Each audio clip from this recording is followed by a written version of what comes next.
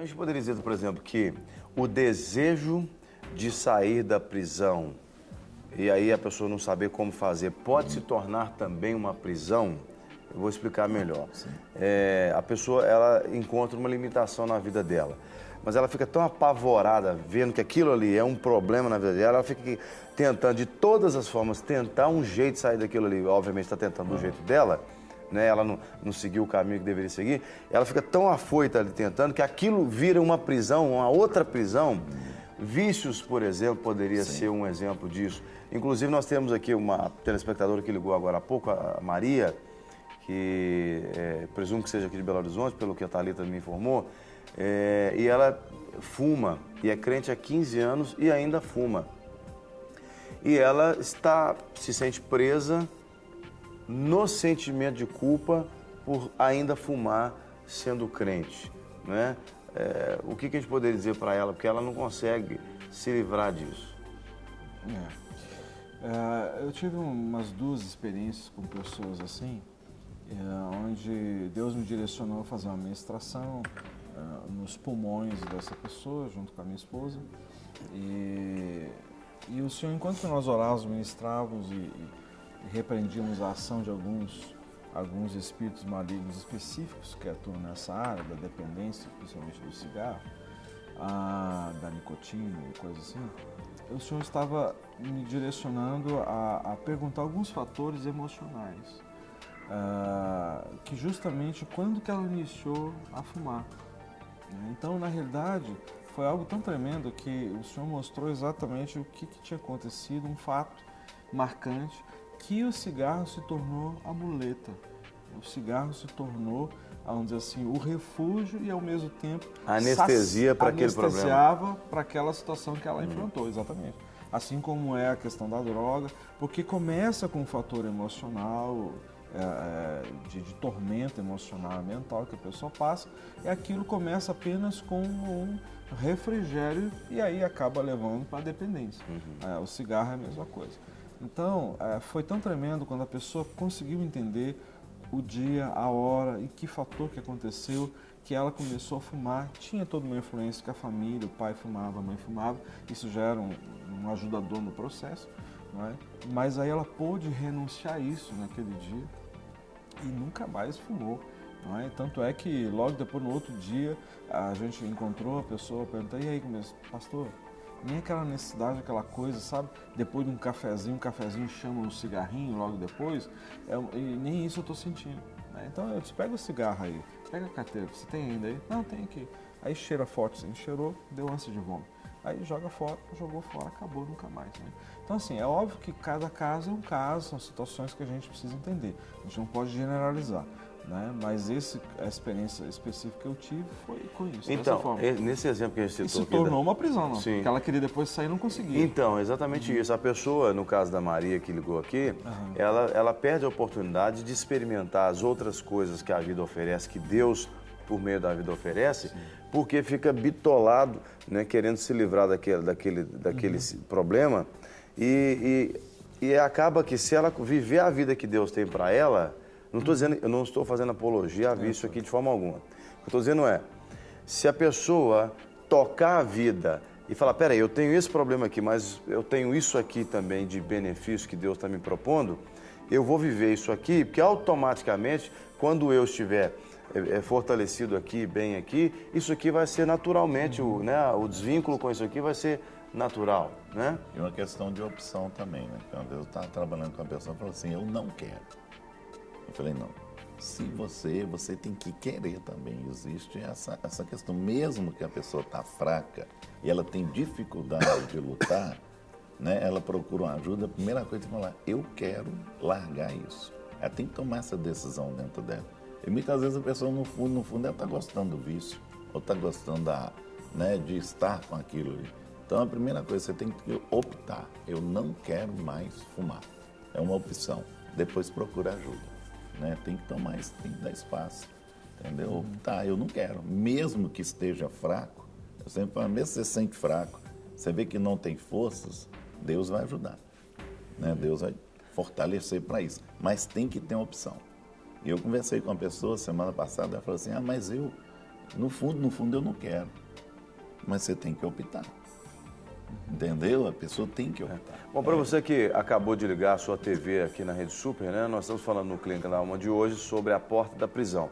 Vale lembrar que ao longo dos últimos programas nós estamos tratando de assuntos ligados ao texto de Neemias, no capítulo 3, quando ele fala sobre a restauração das portas, né?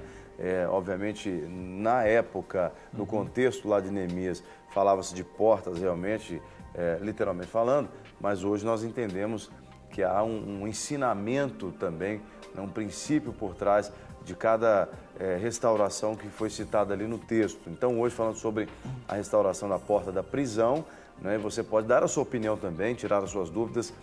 Para quem acompanha o programa ao vivo, nós temos o telefone ao vivo, 3253-3320. Temos também o nosso CAT, 313209-3301. Você tecla a opção 1, precisa ouvir o atendimento até o fim, para que a sua participação seja de fato registrada. Temos o Twitter do Clínica da Alma, @Clínica da Alma, e o nosso e-mail, que é clinicadaalma@redesuper.com.br.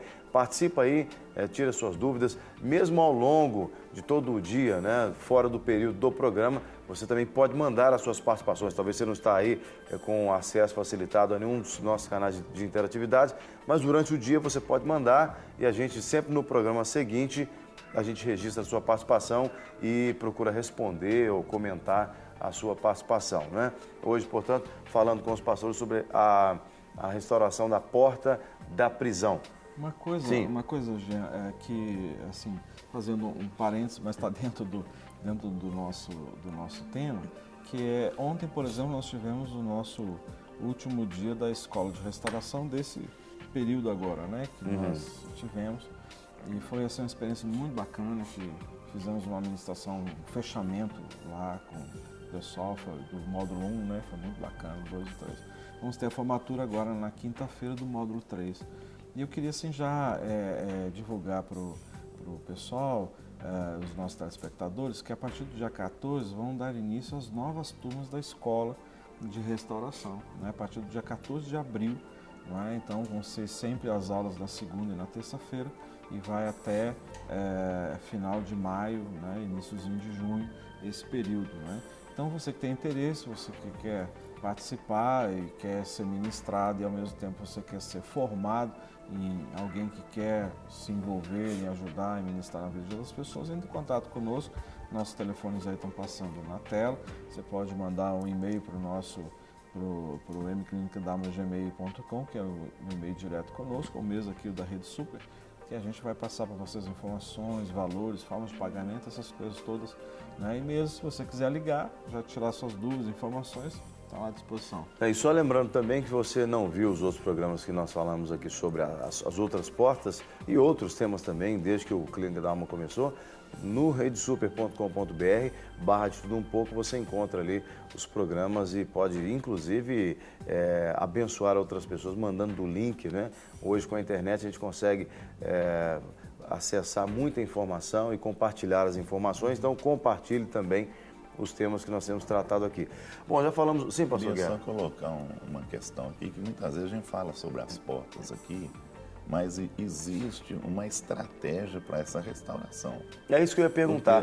Nós já falamos sobre algumas das causas, eu ia perguntar sobre a maneira de restaurarmos, porque tem gente que tem casa e pensa assim, mas eu preciso caminhar. É claro que cada caso é um caso, Claro. o pastor Rogério citou, você também citou aqui, sobre os casos que atenderam ontem lá na clínica, mas em linhas gerais, o que nós podemos estabelecer como princípio Por de exemplo, restauração? Neemias, a primeira coisa que ele fez foi oração.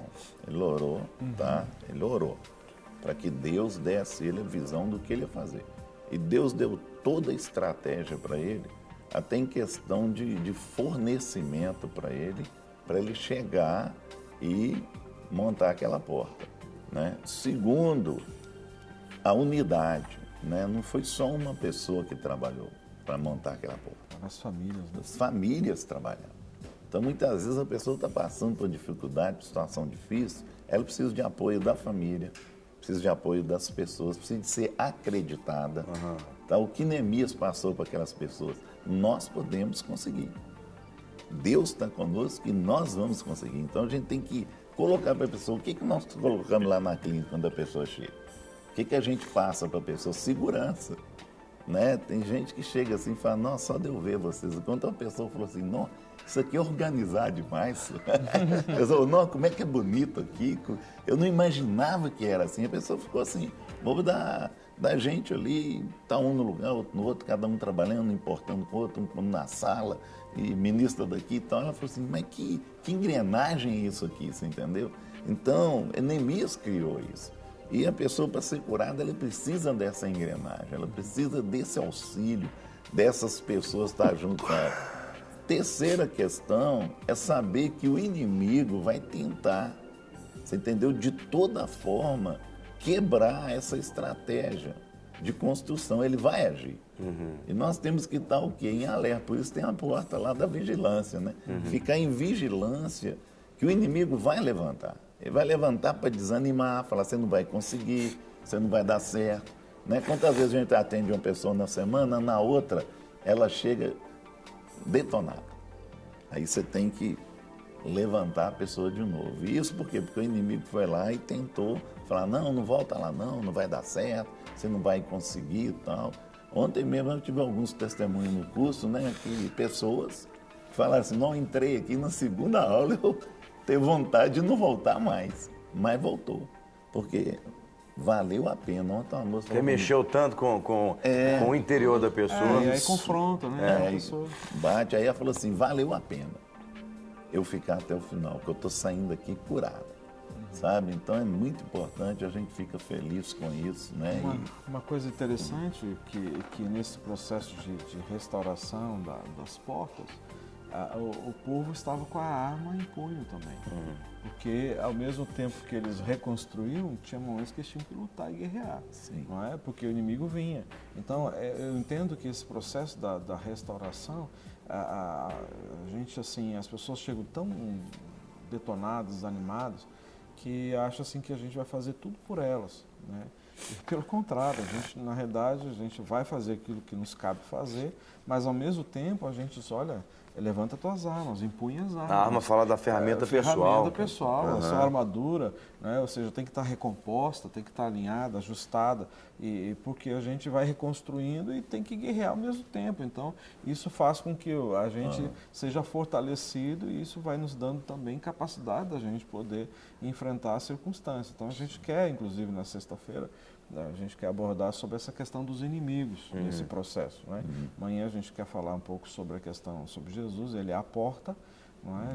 Porque na realidade Neemias são 11 portas, e a gente quer falar sobre Jesus amanhã como sendo a porta, e a gente depois quer fechar com a questão dos inimigos que vão vir e as estratégias que os inimigos vêm, né, contra o povo de Deus, contra nós, né?